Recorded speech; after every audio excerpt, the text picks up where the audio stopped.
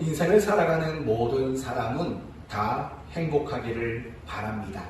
아마도 모든 사람이 행복을 바랄 겁니다.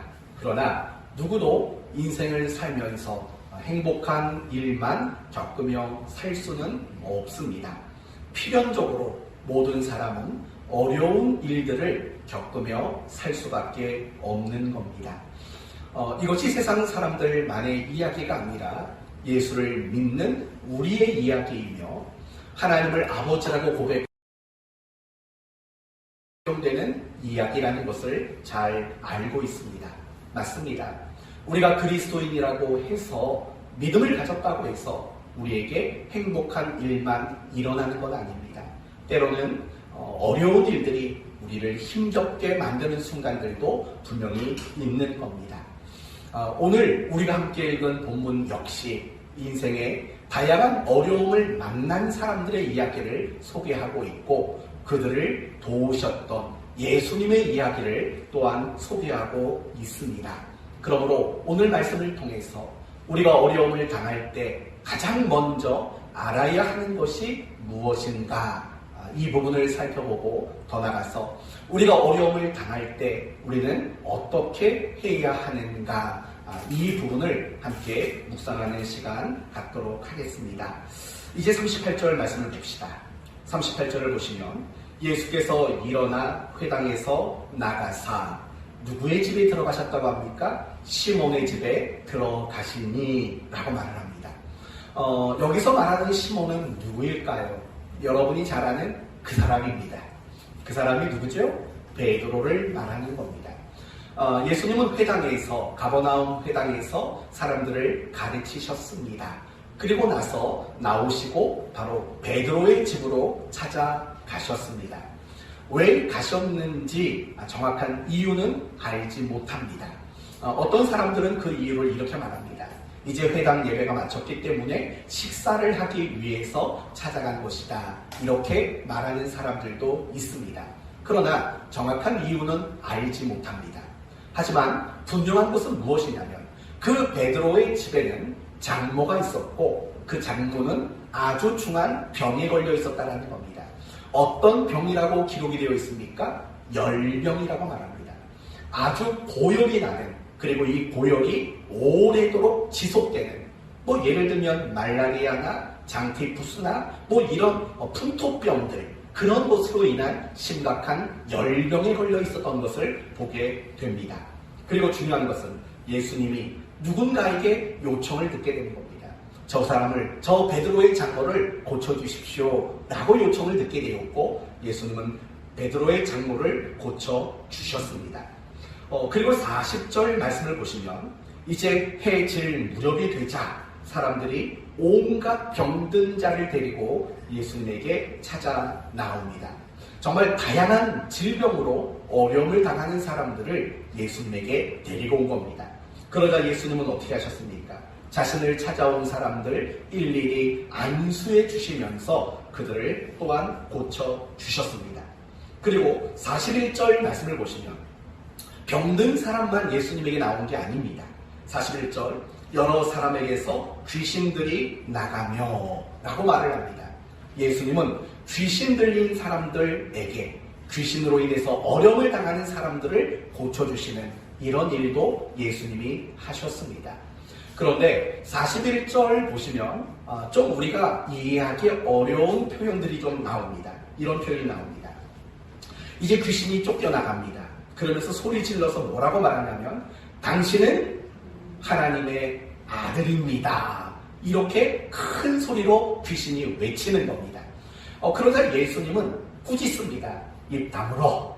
그런 말 하지 마. 라고 이야기를 하십니다. 왜 그러셨을까요? 혹시 이런 고민 해보셨습니까? 지금 귀신들이 쫓겨나가면서 당신은 하나님의 아들입니다. 꾸짖어 말 못하게 하셨다라는 겁니다. 왜 그러셨을까요?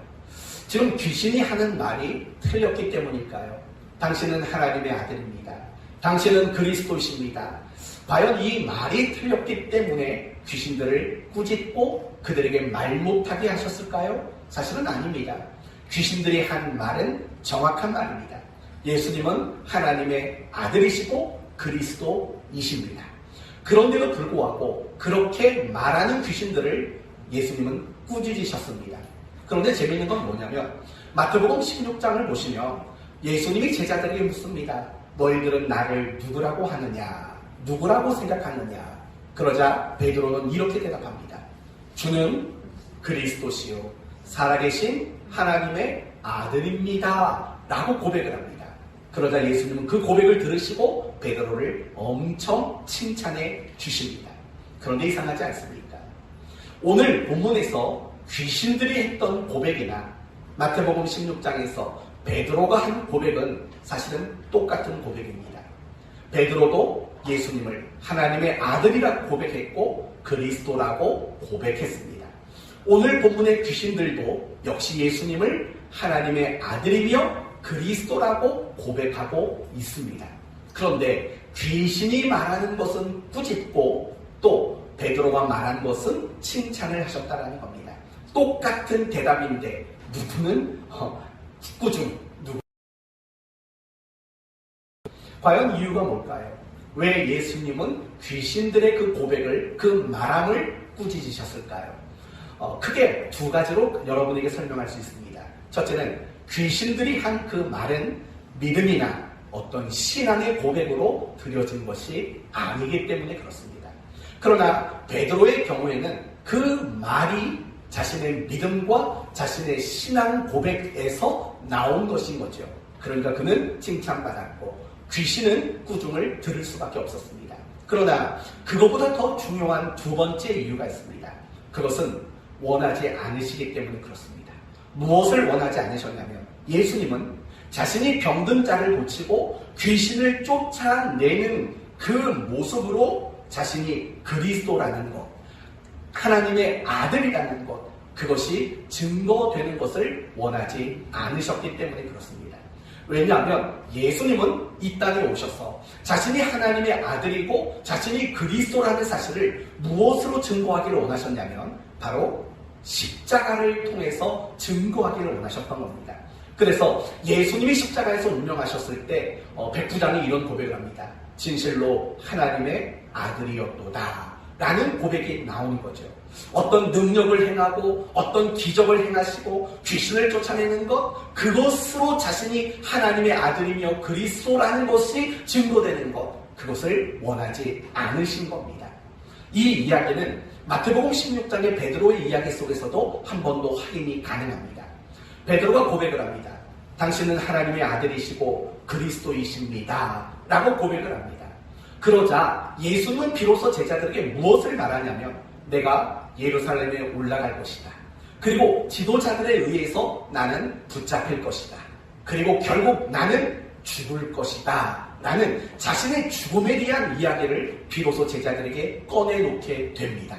왜요? 그들이 예수님을 하나님의 아들이며 그리스도라고 고백하는 그 신앙과 그 믿음을 가지고 있었기 때문에 이제 그들에게 자신의 죽음에 대한 이야기를 비로소 건네주게 되는 겁니다.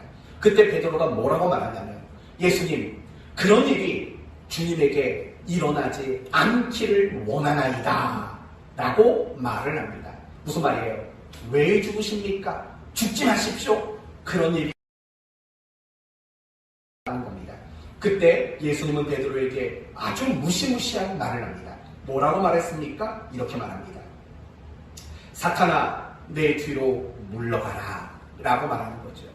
왜냐하면 베드로의 그 말 속에는 무엇이 담겨있냐면 당신이 하나님의 아들이고 당신이 그리스도라는 거 왜 십자가로 증명하려고 하십니까?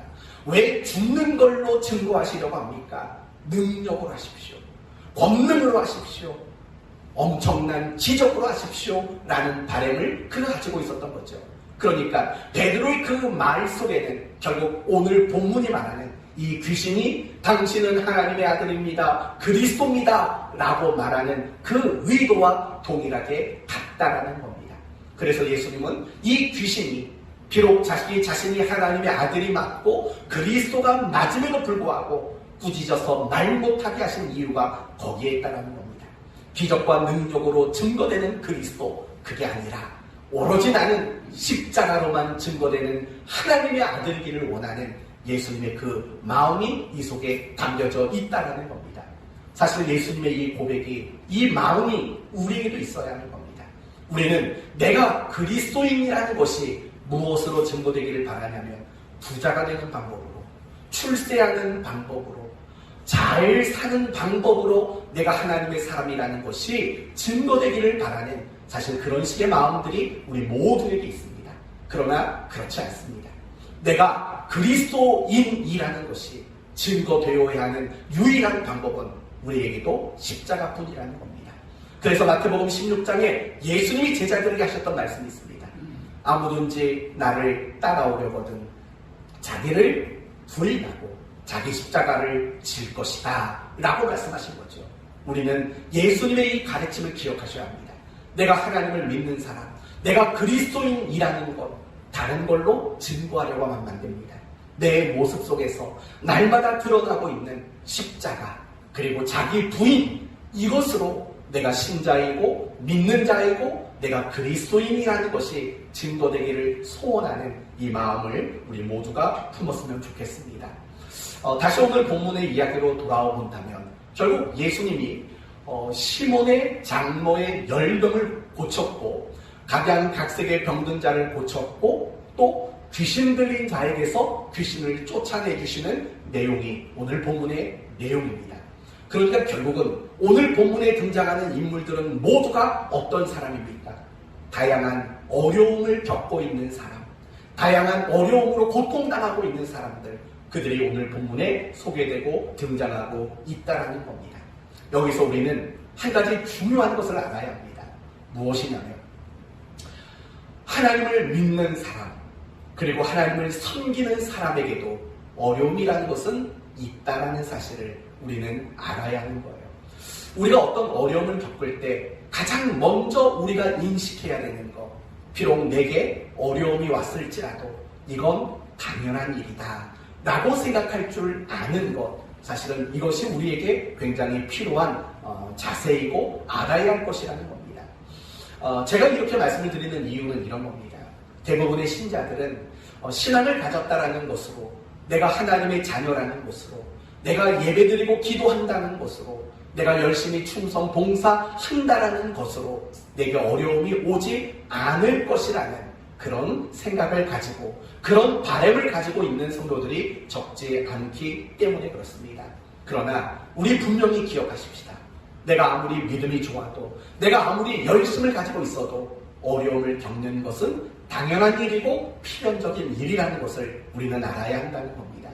이걸 다르게 말하면 이렇게 말할 수 있습니다. 우리가 믿음을 가진 자라 할지라도 하나님은 우리에게 세상적이고 현실적인 특별 대우는 해주지 않으신다라는 사실을 우리는 알아야 한다라는 겁니다. 더 쉽게 말하면 이겁니다. 내가 예수를 잘 믿는다고 해서, 내가 믿음 생활을 열심히 한다고 해서 무병장수하는 일 없다라는 겁니다. 내가 믿음 생활 열심히 한다고 해서 뭐든지 다 잘 되지는 않는다라는 겁니다. 세상 사람들이 겪는 어려움들이 있지 않습니까? 어떤 겁니까? 예를 들면 병에 걸린다는 것, 또는 어떤 사고를 겪는 것, 실패하는 것, 가난하게 되는 것, 아픔과 상처를 받는 것, 낙심과 슬픔을 겪는 것, 자녀로 인해서 어떤 어려움을 겪는 것, 그 밖에도 다양한 어려움들을 세상 사람들은 겪습니다. 중요한 것은 우리 예수 믿는 그리스도인들도 역시 세상 사람들이 겪는 그 모든 어려움들을 동일하게 겪게 된다는 것입니다. 이것을 우리는 알아야 하는 거죠. 사실은 성경이 이 부분을 굉장히 많이 강조를 합니다. 예를 들면 마태복음 13장을 보시면 알곡과 가라지 비유가 나옵니다. 중요한 것은, 이 비유의 가장 중요한 것은 결국은 이런 거죠. 알곡과 가라지가 있는 곳은 서로 다른 곳이 아니라는 거예요. 알곡과 가라지는 같은 조건, 같은 장소, 그리고 같은 환경 속에 놓여져 있다는 것. 이것이 알곡과 가라지 비유가 우리에게 주는 교훈 중 하나라는 겁니다. 여러분, 농사 지어보신 분들은 알지 않습니까? 내가 분명히 알곡만 심었습니다. 그러나 내가 알곡만 심었다고 해서 그 밭에 알곡만 있는 것은 아닙니다. 반드시 무엇이 함께 나옵니까? 가라지도 나오고 쭉정이도 나오고 여러분 그런 것들 보지 않습니까? 그래서 농사를 짓다 보면은 알곡만 챙기는 게 아니라 쭉정이와 가라지 이런 것들을 뽑아내는 일도 많이 할 수밖에 없는 게 농사의 일이지 않습니까? 마찬가지라는 겁니다. 우리는 알곡으로서 세상의 가라지와 함께 살아가는 자들입니다. 비가 오면 함께 비를 맞게 됩니다. 뜨거운 태양도 함께 맞게 되는 거죠. 바람도 함께 맞는 겁니다. 우리가 알곡이라고 해서 비는 조금, 햇볕도 조금, 바람도 조금 아니라는 겁니다. 알곡이나 가라지가 모든 면에서 같은 조건과 같은 환경 속에 있을 수밖에 없는 것처럼 우리 모든 그리스도인들도 세상 사람들이 겪는 어려움들, 그 각양각색의 어려움들, 그 모든 어려움을 함께 겪을 수밖에 없는 것, 그것이 당연한 이치라는 사실을 마태복음 13장은 이야기하는 거죠. 전도서 3장도 마찬가지입니다. 전도서 3장이 어떻게 시작되냐면 천하 만사의 때와 기한이 있다고 말합니다. 그러면서 날 때가 있으면 죽을 때가 있고 라고 말해요. 심을 때가 있으면 뽑을 때가 있고 세울 때가 있으면 헐어버릴 때가 있고 라고 말을 한다고요. 울 때가 있으면 웃을 때가 있고 여러분 이 이야기가 말하는 것이 뭘까요? 우리가 하나님의 사람이라고 해서 다 좋은 일만 겪는 게 아니라는 거예요. 세상 사람들과 똑같이 다양한 어떤 어려움들도 우리는 함께 겪게 된다는 거예요. 그래서 전도서 7장 14절에 유명한 구절이 무엇입니까? 형통할 때 기뻐하고 곤고한 날에는 생각하라 라는 거죠. 형통한 날, 괴로운 날, 힘겨운 날, 그런 날에는 생각하라 라고 말을 하죠. 왜 그런 말씀을 합니까? 하나님의 사람에게도 형통한 날만 있는 것이 아니라 곤고한 날이 주어지기 때문이죠. 예레미야 31장에도 우리가 잘 아시는 유명한 구절이 나옵니다. 환난 날에 내게 부르짖으라 라는 말이 나온다고요. 여러분 이 말은 무엇이에요? 하나님의 백성에게도 어떤 날이 다가온다고요? 환난의 날이 주어진다고요. 환난으로 말할 정도로 어려움을 겪게 된다고요. 시편 23편의 다윗의 시도 마찬가지예요. 내가 사망의 음침한 골짜기를 다닐지라도 라고 말을 한다고요. 무슨 말이에요? 하나님의 사람이라고 해서 푸른 초장, 맑은 물가만 있는 게 아니라는 거예요. 우리가 하나님의 사람이라 할지라도 사망의 음침한 골짜기를 걸어가는 그런 순간들도 분명히 있다라는 거예요. 이렇듯 성경은 우리에게 분명히 말해요. 세상 사람들이 겪는 그 어려움 우리 모두도 겪을 수밖에 없다고 말해요. 다르게 말하면 이런 말이에요. 하나님이 우리 믿는 자들에게 세상적이고 현실적인 그런 특별 대우를 약속한 적이 없으시다 라고 성경은 말하고 있는 거예요. 단지 우리가 그 특별 대우에 대해서 기대하고 있는 것 뿐이지요. 그렇다면 생각해 봅시다. 가끔씩 우리는 그런 생각이 듭니다. 교회 등록하면 그날부터 모든 일이 잘 되면 여러분 우리가 전도하기가 얼마나 쉽겠습니까? 예수를 믿는 순간 내가 원하는 대로 다 이루어지면 사실은 전도하는 거 너무 쉬울 거예요. 제가 옛날에 아주 유명한 맛집에 간 적이 있어요.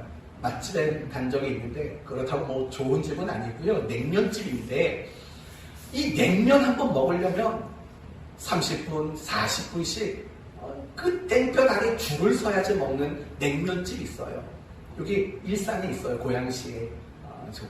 상호를 말하면 안 되죠. 아무튼 얼마 전에도 한번 갔다 왔는데 얼마나 사람이 많은지 몰라요. 야, 교회도 번호표 좀 나눠주면 좋겠다. 근데요, 그런 교회가 있어요. 정말 있어요. 저기 강남에 있는 사랑의 교회라고 우리와 같은 교단에 있는 교회 아시죠? 옛날에 옥하는 목사님이 개척하신 그 교회. 그 교회는요, 정말 그래요. 예배 시간이 다 되어 가서 좌석에 딱 차면은요, 딱 바리케이트를 쳐요. 뭐 더 이상 못 들어가요. 다음 예배 드릴 때까지 바리케이트 밖에서 줄 서서 기다려야 돼요. 참 교회들이 그러면 얼마나 좋겠어요. 그리고 그러기 위해서는 정말 교회 등록하는 순간부터 모든 일들이 잘 되면 얼마나 좋겠냐고요. 그쵸? 그러면 와서 줄을 쓸 거예요. 그런데 웬걸요? 교회 등록하고 교회 열심히 다녀도 망하고 암에 걸리고 자식이 잘못되고 문제가 많고 어려움을 겪는 일들이 사실은 얼마나 많은지 몰라요. 그렇죠? 우리는 세상 사람들과 똑같은 어려움을 겪게 되어 있거든요. 왜 그럴까요? 왜 특별 대우를 해주지 않으실까요? 요즘에 아파트 많이 짓잖아요. 교회 등록하는 사람에게 우선순위로 공급해주면, 무료로 공급해주면 얼마나 좋겠냐고요. 그쵸? 얼마나 좋겠어요. 근데 그런 특별 대우 하나도 없어요. 세상 살다 보면 내가 예수 믿는 사람인데도 불구하고 세상 사람들과 다를 게 뭐야? 라고 느껴지는 순간들이 굉장히 많다고요. 왜 특별 대우를 하지 않을까요? 왜 세상 사람들과 똑같은 어려움을 겪도록 만들까요? 이유는 굉장히 단순해요. 그래야 우리의 다름이 나타나기 때문에 그래요. 그래야 우리의 다름이 나타나요. 그렇지 않을까요? 여러분 학교에서 시험 보는 학생들을 생각하나요? 교회 다니는 애들에게는 다 1 더하기 1만 물어보고 교회 안 다니는 애들에게는 미분, 적분을 물어보고 여러분 그러면 실력이 다르다라는 게 입증이 될 수 있겠냐고요? 안 되죠. 똑같은 시험 문제를 받아들어야 저 사람은 실력이 있고 저 사람은 실력이 없고 라는 것이 나타나게 되는 거잖아요. 바로 그것이에요. 하나님은 우리에게 세상적, 현실적 특별 대우를 해주지 않는 이유는 그래야만 우리가 얼마나 다른 사람인가가 입증되기 때문인 거예요. 그리고 우리가 얼마나 다른 사람인가가 입증이 될 때 비로소 누가 드러나게 되냐면 하나님이 드러나게 되는 거예요. 아니, 저 사람 나와 다를 것이 없는 사람인데 왜 똑같은 어려움인데도 저 사람은 다른 모습일까? 결국 그것을 고민하게 되고 그러다 보면 결국 그 사람이 믿는 하나님을 바라보게 되는 거죠. 바로 그런 이유와 그런 목적을 근거로 하나님은 우리에게 세상적이고 현실적인 그런 특별 대우를 해주지 않으십니다. 그런 약속을 주신 적도 없습니다. 그런데도 불구하고 많은 신자들이 신앙생활하면서 늘 뭘 생각하냐면 특별 대우를 생각한다는 거예요. 예수 믿는 사람들은 안 믿는 사람과 더 나은 무슨 대접을 해주실 것을 기대하는 경우들이 많아요. 예수 믿으면 더 잘 되고 예수 믿으면 자식들이 더 좋은 조건으로 살아가고 등등등 그런 기대를 갖는다고요. 뿐만 아니라 예수를 믿는 사람들 사이에서도 그런 기대가 있어요. 내가 저 사람보다 예배 더 잘 드리고 내가 저 사람보다 믿음이 좋고 더 열심을 내니까 나보다 열심히 내지 않는 사람보다는 내가 더 많은 대접을 받겠지라는 이런 식의 기대를 가지는 경우도 사실은 적지 않다라는 거예요. 내가 적어도 저 사람보다는 낫겠지라는 그런 생각을 가질 때가 많이 있다라는 거예요. 그러나 그런 기대를 가지고 살면서 분명히 그런 기대가 무너지는 순간들을 겪게 돼요. 어떤 어려움이 생겨요. 그러면 우리는 내가 가지고 있던 그 기대와 바람이 금방 허물어지는 걸 보게 돼요. 그리고 실망하게 돼요. 갈등하고 혼동을 겪게 돼요. 시험을 당하게 돼요. 결국에는 신앙을 포기하는 사람들도 분명히 있다라는 거예요. 정말 안타까운 일이에요. 왜 안타깝냐면 하나님은 한 번도 우리에게 세상적인, 물질적인, 현실적인, 육체적인 어떤 특별 대우를 해주겠다고 약속하신 적이 없기 때문에 그래요. 도대체 누가 성도들에게 그런 특별 대우를 기대하도록 만들었을까? 사실은 궁금해요. 근데 답은 뻔한 거죠. 목회자들이죠. 목사들이 그렇게 만든 거죠. 목사들이 예수 믿으면 복 받는다. 예수 믿으면 부자 된다. 예수 믿으면 있던 병도 사라진다. 이런 식으로 가르쳤기 때문에 오늘날 많은 성도들이 세상적이고 현실적인 그런 특별 대우가 주어질 거라는 기대와 바람을 갖게 된 것이 아닌가라는 그 생각을 가지게 됩니다. 사랑하는 성도 여러분, 여러분이 어떤 어려움을 겪을 때 여러분이 먼저 아셔야 할 것이 있어요. 우리도 어려움을 당하는 것 당연한 일이다라는 것. 하나님은 우리에게 그런 어려움을 겪지 않도록 해주시겠다라는 특별 대우를 약속하신 적이 없다라는 것. 이 사실을 아는 것이 굉장히 중요합니다. 그래야 우리의 신앙이 올바르고 그리고 건강해질 수 있기 때문에 그렇습니다. 사랑하는 성도 여러분, 지금 여러분은 어떤 어려움을 겪고 있습니까? 그것이 당연한 것임을 인정하셔야 합니다. 왜냐하면 하나님이 그런 것 겪지 않도록 해주겠다고 약속한 적이 없기 때문입니다. 굉장히 실망스럽죠. 그렇죠? 굉장히 실망스럽습니다. 그리고 저한테 묻고 싶을 겁니다. 그럼 목사님, 우리가 예수를 믿는 나음이 무엇입니까? 우리가 예수를 안 믿는 사람보다 더 나은 게 뭐가 있습니까? 또는 이렇게도 묻고 싶겠죠. 목사님, 내가 누구보다도 더 열심히 믿음 생활을 하는데 그것에 더 나음이 무엇입니까? 있기나 합니까? 라고 물으실지 모르겠습니다. 있습니다. 여러분이 예수 믿음에 더 나음이 있고 누구보다도 더 열심히 신앙생활하는 것에 나음이 분명히 있다라는 겁니다. 여러분에게 이 점을 이제 두 가지로 설명을 해드리겠습니다. 첫째는 여러분이 겪는 어려움이 그냥 어려움으로 끝나지 않는다는 겁니다. 여러분이 겪는 그 어려움이 여러분의 신앙에 유익이 되도록 만들어주신다라는 겁니다. 이것이 우리 믿음을 가진 자의 더 나음이라고 말할 수 있는 거죠. 이제 오늘 본문을 한번 생각해 봅시다. 오늘 본문을 보면 시몬의 장모가 열병을 앓았다고 말합니다. 여러분, 한 가정에 누군가가 병들어 누워있다는 것, 그거는 굉장히 힘든 겁니다. 그건 그 가정의 굉장한 어려움입니다. 그런데 생각해 보십시오. 지금 베드로의 장모가 열병으로 어려움을 당하고 있는 것입니다. 그런데 이 이야기 뒤에 누가복음 5장 1절 이하에 나오는 이야기는 뭐냐면 베드로가 예수님의 제자로 부르심을 받는 장면이 소개가 됩니다.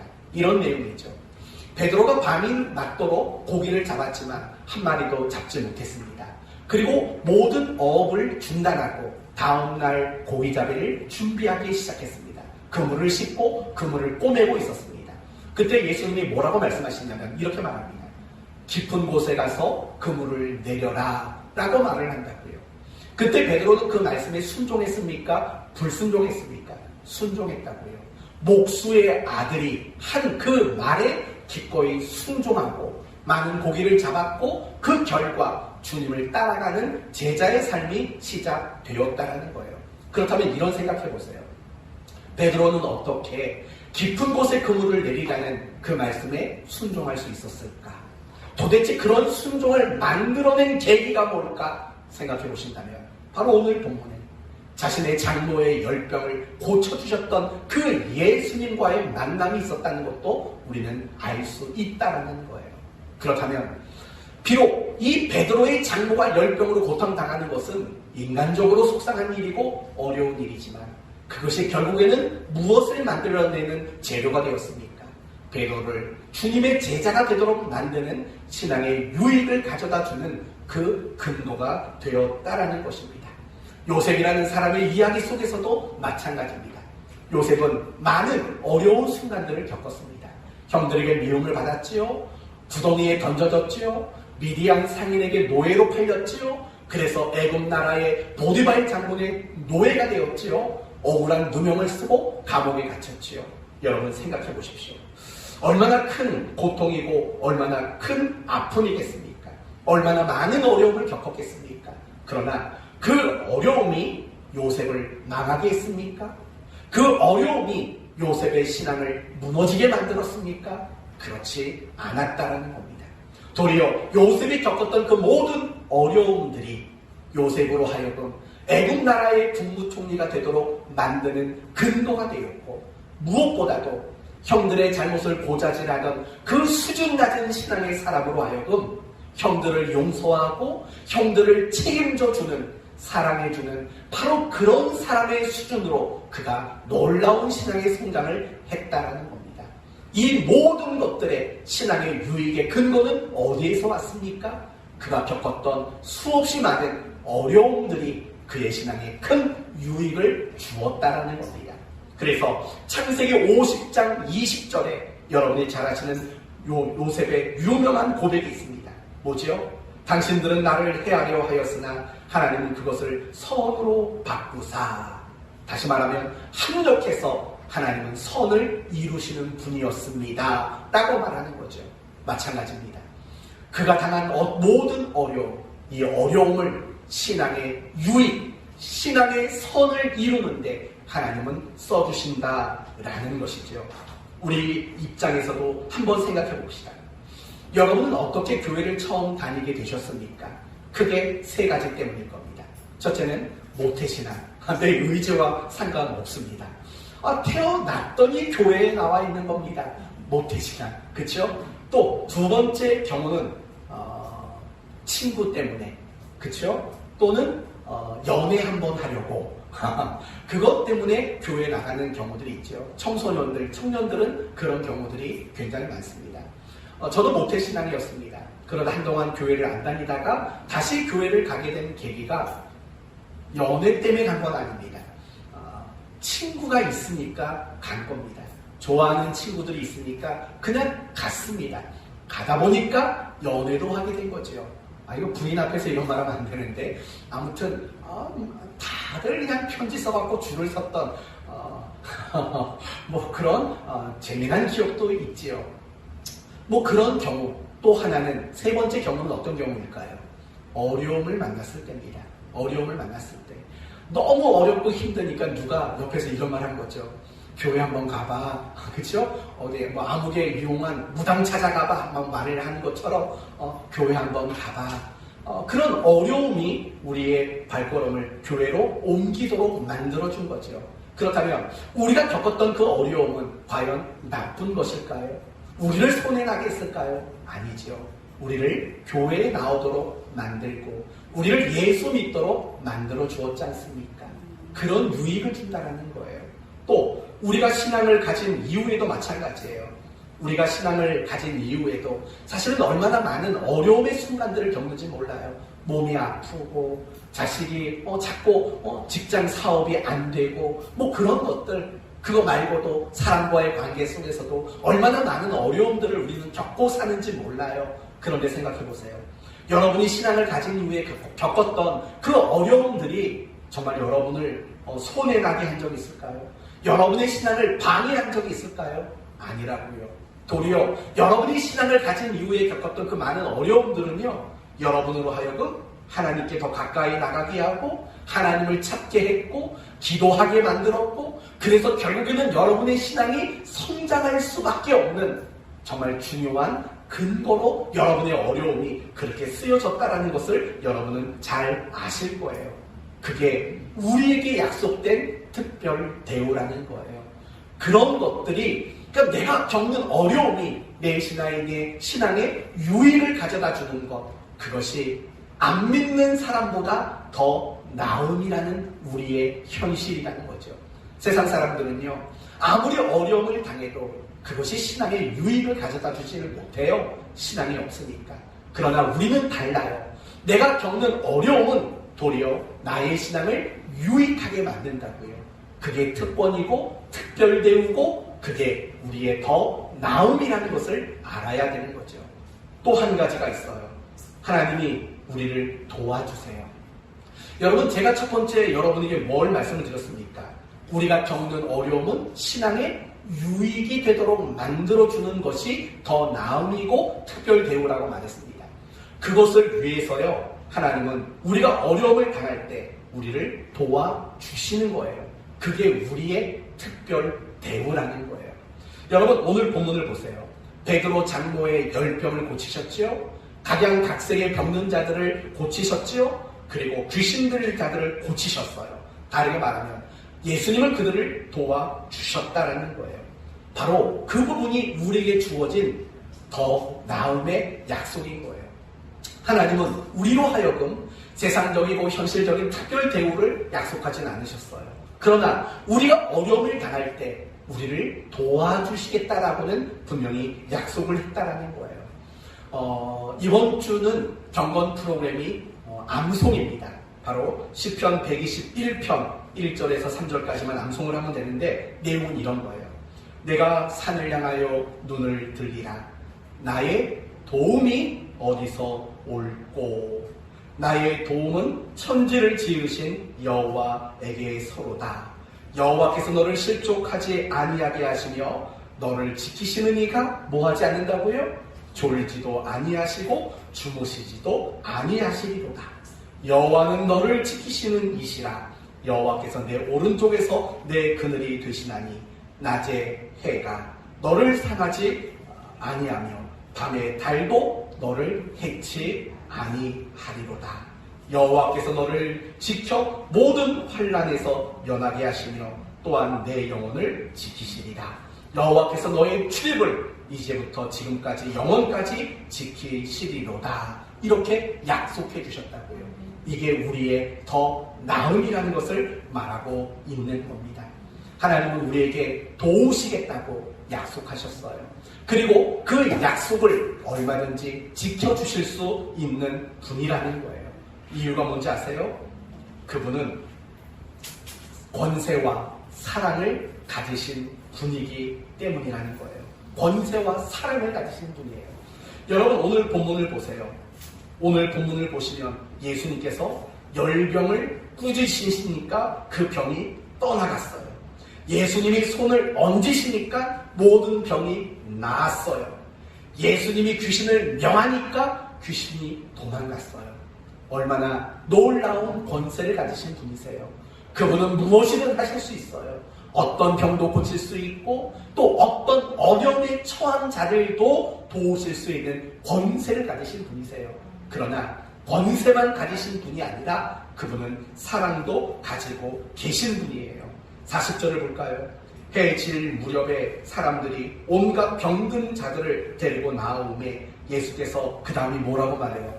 일일이 그 위에 손을 얹으사. 여러분, 자기에게 찾아 나온 사람들, 자기에게 도움을 구하러 나온 사람들을 모두 한 사람씩 한 사람씩 그들에게 손을 얹어주셨다라고 그렇게 이야기를 하고 있어요. 그리고 42절을 보시면 다음 주에 볼 내용인데 날이 밝음에 라고 말을 해요. 여러분 40절은 어떻게 시작이 됐나요? 해질 무렵에로 시작이 됐어요. 그런데 42절은 날이 밝음에 라는 말로 시작이 돼요. 그러니까 예수님은 정말 해질 무렵으로부터 날이 밝는 그 순간까지 자기를 찾아온 모든 병든 자들, 고통당하는 자들, 그들에게 일일이 손을 얹어 기도해 주시는 분이라는 거예요. 여러분, 뭘 의미할까요? 이건 사랑이 아니고는, 인류를 향한 하나님의 사랑이 아니고는 어떻게 표현할 수 있는 방법이 없는 것 아닙니까? 우리 하나님은 이처럼 권세와 사랑을 가지고 계신 분이세요. 그분이 우리를 도와주시겠다고 약속하시고 그 약속을 지켜주신다는 거예요. 이것이 우리에게 주어진 특별 대우라는 거예요. 그리고 이것이 예수 안 믿는 자들보다 더 나음이 라고 말할 수 있다는 거예요. 사랑하는 성도 여러분, 우리는 세상 사람들과 똑같은 어려움을 겪고 살아요. 그러나 똑같은 인생을 사는 건 아니에요. 비록 세상 사람들과 똑같은 어려움을 겪고 살지만 우리는 그들보다 더 나은 인생을 살고 있다고요. 어떤 측면에서요? 어려움을 겪고 있는 그것이 우리의 신앙에 유익이 되게 해주심이라는 근거 속에서, 그리고 우리가 어려움을 당할 때마다 우리를 도와주신다는 측면에서 우리는 세상 사람들과 똑같은 어려움을 겪지만 더 나은 인생을 살아가고 있다라고 말할 수 있는 거죠. 우리는 어려움을 겪을 때마다 이 믿음과 이 확신을 분명히 가질 줄 알아야 한다는 겁니다. 이제 마지막으로 한 가지만 더 다루고 마치도록 하겠습니다. 그러면 우리가 어려움을 당하는 일은 당연지사라는 것은 너무나도 분명해졌습니다. 그리고 그 속에서 우리의 신앙에 유익이 생겨나는 거고 하나님이 우리를 도와주신다라는 특별 대우가 있다는 것까지 확인했습니다. 그러면 우리는 앞으로 어려움을 만났을 때 과연 어떻게 하는 것이 올바른 태도인가, 이 부분을 마지막으로 생각해 보려고 합니다. 첫째는 실망하거나 또는 내가 어려움을 당하는 그 일이 이상한 일이라고 생각하지 말아야 합니다. 원망과 불평의 시간이 되지 않도록 만들어야 합니다. 우리는 어려움을 당합니다. 그 어려움은 결코 원망과 불평의 시간이 되어서는 안 된다는 것입니다. 그 이유는 이미 앞부분에 설명했던 그런 이유들 때문입니다. 그리고 무엇보다 중요한 것은 여러분이 하나님의 도우심을 구하는 자로 살아가야 한다는 겁니다. 제가 오늘 말씀을 묵상하면서 제 눈에 정말 가장 먼저 보이고 지워지지 않았던 표현이 38절 말씀입니다. 38절 마지막에 예수께 구하니. 저는 이 말씀을 딱 보는 순간 마음속에 너무 깊게 새겨졌어요. 바로 이거구나. 우리가 이 세상을 살아가는 가운데 어려움을 당할 수밖에 없지요. 그래서 울 수밖에 없고 답답해서 밤잠을 이루지 못할 때도 있지요. 그러나 그게 우리의 최선은 아니에요. 정말 우리가 어떤 어려움을 당할 때 우리가 해야 하는 가장 올바르고 가장 지혜로운 방법은 예수께 구하는 자가 되는 것. 하나님 도와주세요. 하나님 도와주세요라고 하나님 앞에 간절히 기도하는 것. 바로 이것이 어려움을 만났을 때 우리가 가져야 하는 신앙의 모습이라는 겁니다. 사랑하는 성도 여러분, 여러분은 어떻습니까? 어려움을 만나면 가장 먼저 뭘 하십니까? 날 도와줄 사람 어디 없을까? 혹시 먼저 찾고 있는 건 아닙니까? 아니면 아유 내 마음 좀 이해하고 위로해 줄 사람 없을까? 라는 것을 찾고 있는 사람은 아닙니까? 아니면 그 어려움을 이겨내기 위해서 뭔가 최선을 다하고 계십니까? 잘하는 거죠. 그러나 내가 어려움을 이기기 위해서 최선을 다하는 것, 그거보다 더 최선은 하나님 앞에 기도하는 사람이 되는 것, 예수께 구하는 사람이 되는 것, 그것이 가장 최선의 모습이라는 겁니다. 여러분 믿음이 뭐라고 말했습니까? 하나님과 그분의 말씀을 알고 확신하고 반응하는 것. 이것이 성경이 말하는 믿음의 본질이라고 설명드린 적이 있습니다. 하나님은 우리의 신앙에 유익을 주시고 그것을 위해서 우리를 도와주시겠다라고 약속하셨습니다. 그렇다면 이 말씀으로 근거해서 우리의 믿음은 어떻게 나타나야 합니까? 예수께 구하는 자가 되는 것. 하나님께 도와주시기를 간절히 기도하는 것으로 우리의 믿음은 나타나야 마땅하다는 겁니다. 그런데 만약에 여러분이 어떤 어려움, 크고 작은 어려움이 있을 때 가장 먼저 기도하는 사람이 된다면 여러분은 정말 칭찬받아 마땅한 사람인 겁니다. 어쩌면 이런 생각하실 분도 계십니다. 목사님, 신자가 예수 믿는 사람이 어려움을 당했을 때 기도하는데 그거 뭐 그렇게 칭찬받을 일입니까? 당연한 일 아닙니까? 라고 말할지 모릅니다. 하지만 여러분의 그 말은 맞습니다. 신자가 어려움 당했을 때 기도하는 거 너무 당연한 일인 겁니다. 그런데 사실은 많은 신자들이 어려움이 있는데도 불구하고 예수께 구하니 라는 이 자리로 나가지 못하는 경우들이 얼마나 많은지 몰라요. 어려움을 그렇게 당하고 있음에도 불구하고 하나님 앞에 간절히 기도하지 않는 그런 성도들이 얼마나 많은지 몰라요. 여러분에게 한번 물어볼까요? 여러분은 어떤 어려움이 있을 때마다 예수께 구하니 하나님께 간절히 기도하는 그 일을 하고 계십니까? 생각해 보세요.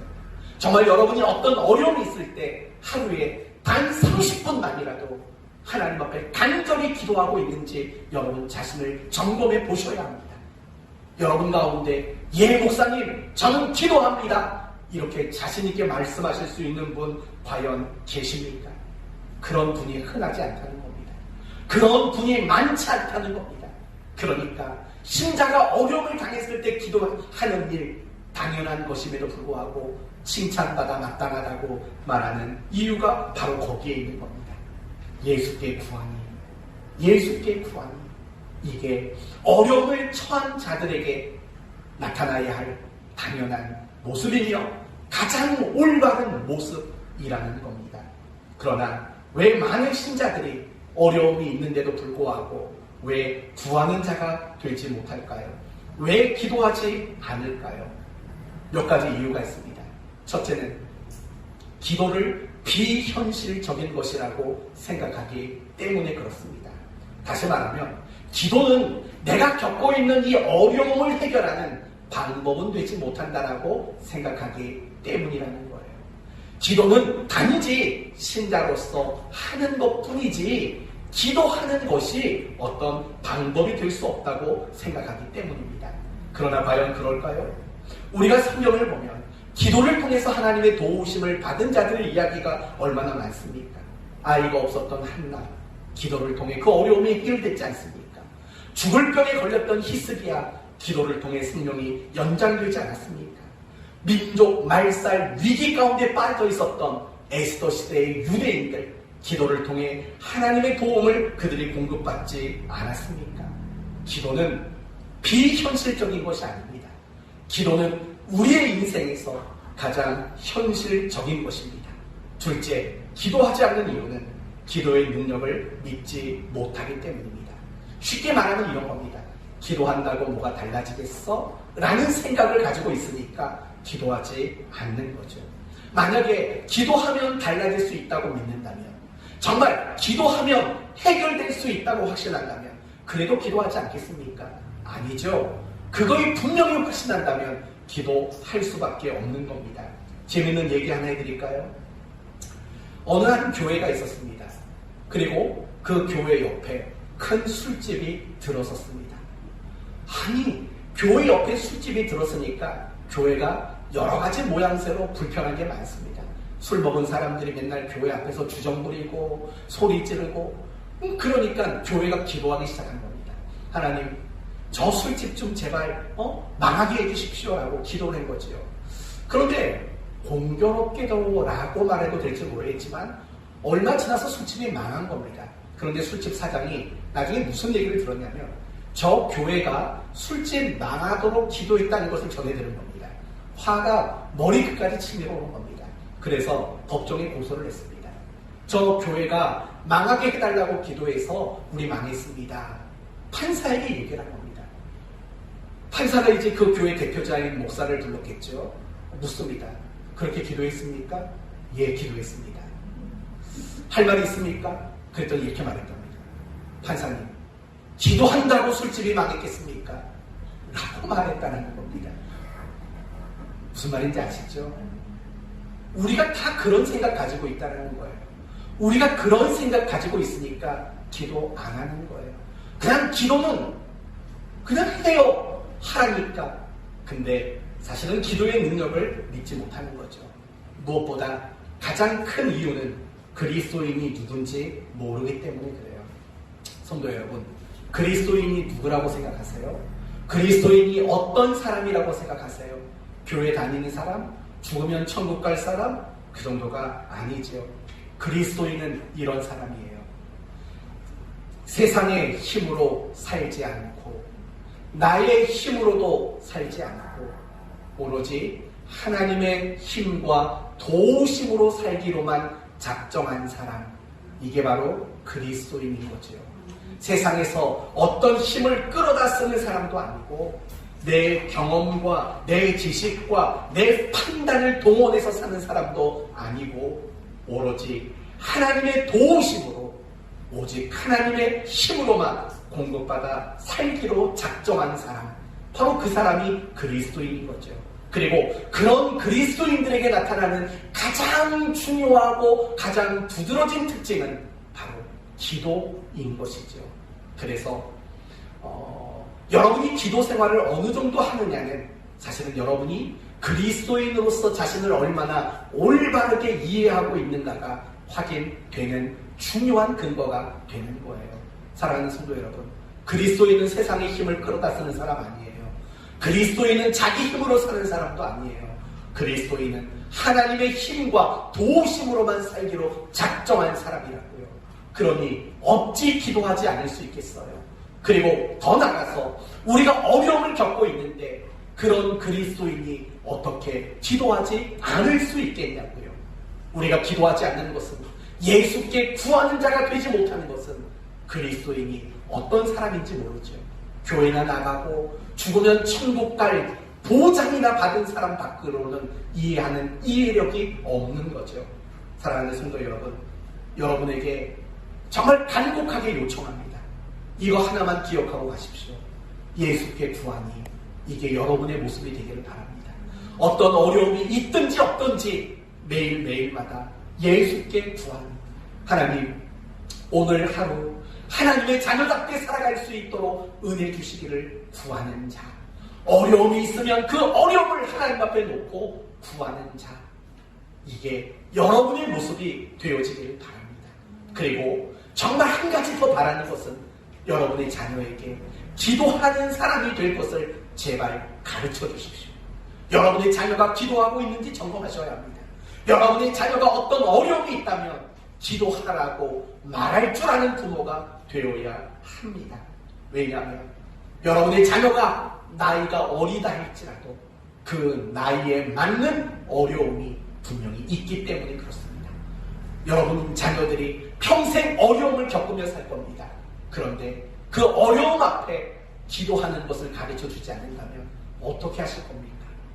여러분의 자녀가 평생 그 어려움에 무기력하게 넘어지는 인생을 살기를 원하십니까? 그럴 부모가 어디 있겠습니까? 그러므로 여러분의 자녀들이 기도하는 자녀가 될 수 있도록 여러분은 힘써 가르치시고 여러분이 친히 모범을 보이는 그런 신앙의 선배가 되셔야 합니다. 말씀을 마치겠습니다. 우리는 지금까지 살면서 많은 어려움을 겪었습니다. 어쩌면 지금도 우리는 어려움을 겪고 있습니다. 그러나 안타까운 것은 앞으로도 우리는 어려움을 겪을 수밖에 없다라는 겁니다. 그럴 때마다 우리는 문득문득 이런 생각할 수 있습니다. 예수 안 믿는 사람, 세상 사람들과 내가 다를 게 뭐가 있어, 이런 원망과 불평의 말이 나올 수 있습니다. 그러나 그렇게 하지 마시고, 그럼에도 불구하고 여러분이 겪는 어려움을 신앙의 유익으로 삼으시고 그것을 위해서 여러분을 도와주시는 그 하나님이 계시다는 것, 그것이 특별 대우이며 세상 사람들보다 더 나음이라는 것을 기억하셔서 항상 예수께 구하는 자로 살아가셨으면 좋겠습니다. 그래서 예수께 구했더니 장모의 병이 낫고 병든 자들의 병이 고침받고 귀신을 들렸던 자들이 귀신이 나가게 되는 이런 일들을 경험하는 여러분 되십시오. 예수께 구하니 이것이 우리 모두의 간증이고 우리 모두의 삶의 모습이고 내용이기를 예수님의 이름으로 축원드립니다. 아멘. 기도합시다. 하나님, 우리는 이 땅을 살아가며 많은 어려움을 겪게 됩니다. 그 어려움을 겪을 때마다 원망과 불평으로 그 시간을 보내지 않게 하시옵소서. 도대체 세상 사람들보다 나은 게 뭐냐고 투덜거리는 시간으로 쓰지 않게 하시옵소서. 어려움이 있을 때 이 어려움으로 하나님이 유익을 삼으실 것이고 하나님이 우리를 도와주시는 시간이 될 것이라는 확신을 갖게 하여 주옵소서. 그래서 우리 모두가 예수께 구하니 이 모습으로 어려움을 감당하는 우리 성도들 모두가 되게 하여 주옵소서. 그리고 어려울 때에 예수께 구하는 자들마다 오늘 본문에서 경험했던 그 도우심과 하나님의 역사를 경험하는 인생들이 되게 해 주옵소서. 예수님의 이름으로 기도 올리옵나이다. 아멘.